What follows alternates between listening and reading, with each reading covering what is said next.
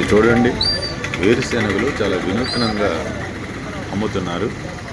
ఇది మన చిలకలూరిపేట టౌన్లో పాత పశువుల సంత సమీపంలో రోడ్డు ప్రక్కన పెట్టారు. ఒక పెద్ద ట్రక్లో తీసుకొని వచ్చారు. తర్వాత అక్కడ 2 పొయ్యిలు ఏర్పాటు చేసుకొని 2 బాండీలు ఏర్పాటు చేసుకున్నారు. అక్కడక్కడే వేడివేడిగా వేయించి కస్టమర్లకు చెప్తా ఉన్నారు. వీళ్ళంతా కూడా ఎవరికి భాష రాదు, 5-6 వచ్చారు. వీళ్ళు రాజస్థాన్ నుంచి ఈ వేరుశెనగలు తీసుకొచ్చామని చెప్తున్నారు. వేరుశెనగలు కూడా చూడటానికి చాలా బాగున్నాయి, తింటుంటే చాలా రుచిగా కూడా ఉన్నాయి. చాలామంది కొనుక్కుంటా ఉన్నారు.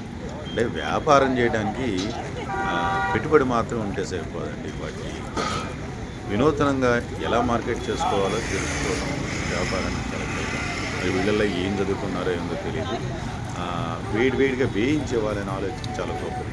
అంతేకాదండి, ఆ పప్పు నిండా ఉన్నది వేరుశెనగలు కింద పోసినాయండి అనుకుంటే కాదు, అవి వేరుశెనగలు బస్తాల మీదే ఆ కింద బస్తాలు పెట్టి పైన నిండుగా ఉండేలాగా పోసారు. ఇది కూడా చాలా తెలివైన ఆలోచన.